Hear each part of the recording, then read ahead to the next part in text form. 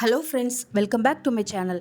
இன்றைக்கி நம்ம கிச்சனில் பார்க்க போகிறது சின்ன பசங்களுக்குலாம் ரொம்ப பிடிச்சமான பாஸ்தா ரெசிபி தான் பார்க்க போகிறோம். அதுவும் கொஞ்சம் ஹெல்த்தியாக முட்டையை வச்சு எப்படி செய்கிறதுன்னு பார்க்கலாம். இது சிம்பிளாக ஒரு 10-15 நிமிஷத்தில் நம்ம சீக்கிரம் செஞ்சிடலாம். பாஸ்தாவை நம்ம வேக வச்சு எடுத்துக்கிட்டோன்னா போதும். இது செய்கிற டைம் ரொம்ப கம்மியாக தான் இருக்கும். அதே சமயத்தில் ரொம்ப ஹெல்த்தியாகவும் இருக்கும். பசங்கள்லேருந்து பெரியவங்க வரைக்கும் கண்டிப்பாக விரும்பி சாப்பிடுவாங்க. வீடியோக்குள்ளே போகிறதுக்கு முன்னாடி என்னோட சேனலை சப்ஸ்கிரைப் பண்ணாதவங்க மறக்காமல் சப்ஸ்கிரைப் பண்ணிக்கோங்க. வாங்க இப்போ இந்த பாஸ்தா எப்படி செய்கிறதுன்னு பார்க்கலாம். அதுக்கு ஒரு பேனில் தேவையான அளவுக்கு எண்ணெய் ஊற்றிக்கோங்க. ஒரு 2லேருந்து 3 ஸ்பூன் அளவுக்கு எண்ணெய் ஊற்றிக்கோங்க. இப்போ இந்த எண்ணெய் சூடாகி வரட்டும். இப்போ இந்த எண்ணெய் சூடானதுக்கப்புறமா 1 ஸ்பூன் அளவுக்கு சீரகம் போட்டுக்கோங்க. சீரகம் நல்லா பொரிஞ்சு வந்ததுக்கப்புறமா சின்னதாக கட் பண்ணி வச்சுருக்க பூண்டு இதில் சேர்த்துக்கலாம். இதில் நம்ம பூண்டு மட்டும் தான் சேர்க்க போகிறோம். இல்லை இஞ்சி பூண்டு பேஸ்ட் எதுவுமே சேர்க்க தேவையில்ல. பூண்டு மட்டும் இந்த மாதிரி பொடிசாக கட் பண்ணி சேர்த்துக்கோங்க. இப்போ இதோட கலரும் நல்லா மாறி வரணும். அடுப்பை நல்லா சிம்லேயே வச்சு இதை ஃப்ரை பண்ணிக்கோங்க. தீஞ்சு போச்சுதுன்னா ஸ்மெல்லும் நல்லா இருக்காது. இப்போ பூண்டு நல்லா ஃப்ரை ஆகி வந்ததும் நம்ம கட் பண்ணி வச்சுருக்க வெங்காயத்தை சேர்த்துக்கலாம். நான் 2 பெரிய சைஸில் வெங்காயம் இந்த மாதிரி சின்னதாக கட் பண்ணி எடுத்து வச்சுருக்கேன். இதுக்கு நல்லா இந்த மாதிரி பாக்ஸாக கட் பண்ணி எடுத்துக்கோங்க. அப்போ தான் நமக்கு சீக்கிரமாக வதங்கி வரும். இப்போ இந்த வெங்காயம் நல்லா நமக்கு வதங்கி வரணும். இதோட கலர் நல்லா ப்ரௌனாக மாறி வர அளவுக்கு நம்ம வதக்கி எடுத்துக்கணும்.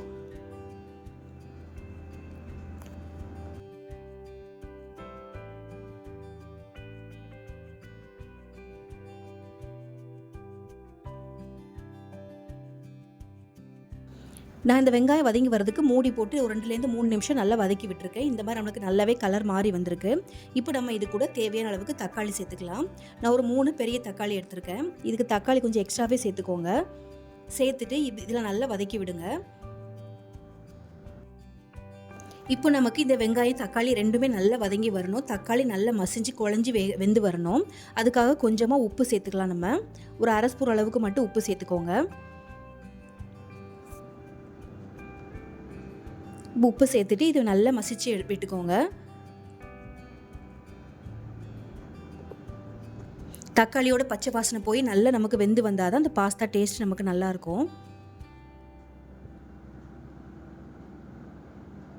இப்போ பாருங்கள், தக்காளி நல்லா வெந்து வந்திருக்கு. இப்போ இதில் நம்ம தேவையான மசாலா எல்லாம் சேர்த்துக்கலாம். 1 ஸ்பூன் அளவுக்கு மஞ்சள்தூள் சேர்த்துக்கோங்க. இது கூடவே காரத்துக்கு 1 ஸ்பூன் அளவுக்கு தனி மிளகாத்தூள் சேர்த்துக்கோங்க. கொஞ்சமாக பார்த்து சேர்த்துக்கோங்க, ஏன்னா நம்ம இதில் மிளகுத்தூள் சேர்க்க போகிறோம். கூடவே 1/4 ஸ்பூன் அளவுக்கு கரம் மசாலா சேர்த்துக்கலாம். இது கூடவே 1 ஸ்பூன் அளவுக்கு மல்லித்தூள் சேர்த்துக்கோங்க.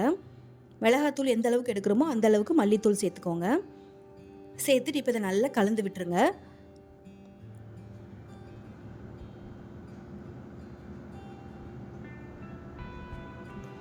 இதில் நம்ம வேறு எந்த மசாலாவும் சேர்க்க தேவையில்லை. இந்த 3 பொருள் மட்டும் சேர்த்தா போதும்.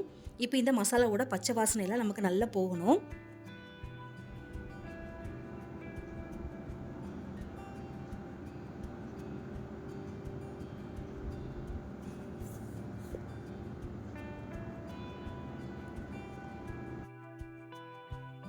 இப்போ பாருங்கள், ஒரு 2-3 நிமிஷம் நல்லா நமக்கு மசாலாவோட பச்சை வாசனை எல்லாமே போயிடுச்சு. இப்போ இது எல்லாமே நல்லா ஓரமாக தள்ளி வச்சுட்டு கொஞ்சமாக 2லேருந்து 3 ஸ்பூன் அளவுக்கு எண்ணெய் ஊற்றிக்கோங்க. எண்ணெய் ஊற்றிட்டு இதில் நம்ம எடுத்து வச்சுருக்க முட்டையை சேர்த்துக்கலாம். முட்டையை நீங்கள் டைரெக்டாக அப்படியே வெங்காயம் தக்காளி கூட சேர்க்குறத விட இந்த மாதிரி தனியாக ஊற்றி மிக்ஸ் பண்ணி விட்டிங்கன்னா ரொம்ப நல்லாயிருக்கும். நான் இன்றைக்கி 4 முட்டை அளவுக்கு எடுத்திருக்கேன். இப்போ இதை உடனே கலந்து விட்டுறாதீங்க, லைட்டாக வெந்து வரட்டும். இப்போ இது கூட கொஞ்சமாக இந்த முட்டைக்கு தேவையான அளவுக்கு உப்பு, கொஞ்சமாக மிளகுத்தூள் சேர்த்துக்கோங்க. சேர்த்து லைட்டாக வெந்ததுக்கப்புறமா நல்லா மிக்ஸ் பண்ணி விடுங்க. இப்போ பாருங்கள், ஓரளவுக்கு செட் ஆகி வந்திருக்கு. இப்போ இதை லைட்டாக கலந்து விட்டுருங்க. இப்போ இதை கலந்து விட்டதுக்கப்புறமா நல்லா பபிள்ஸ் வர அளவுக்கு நல்ல ஒரு பக்கம் ஃபுல்லாக நல்லா வெந்து வரட்டும். ரொம்பவும் நீங்கள் வேக விட்டுறக்கூடாது, ஓரளவுக்கு தண்ணியாக தான் இருக்கணும்.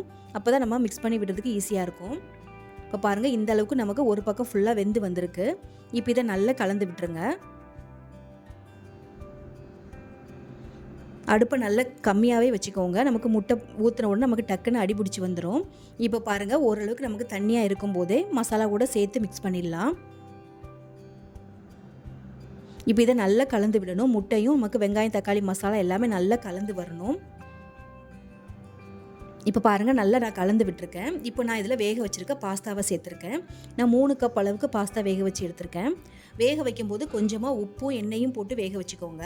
அப்போ தான் நல்லா நமக்கு உதிரி உதிரியாக நல்லா வெந்து வரும். இப்போ இது எல்லாத்தையும் நல்லா கலந்து விடணும். நீங்கள் ரொம்ப முழுசாவும் வேக வைக்கக்கூடாது பாஸ்தாவை. நீங்கள் ரொம்ப வேக வச்சிட்டிங்கன்னா சீக்கிரமாக குழஞ்சி ஃபுல்லாகவே உடஞ்சி போயிடும். அதனால் ஒரு 90% வேகிற அளவுக்கு நீங்கள் விட்டு எடுத்துக்கோங்க. இப்போ பாருங்கள், இப்போ இது எல்லாமே நல்லா கலந்து விடணும்.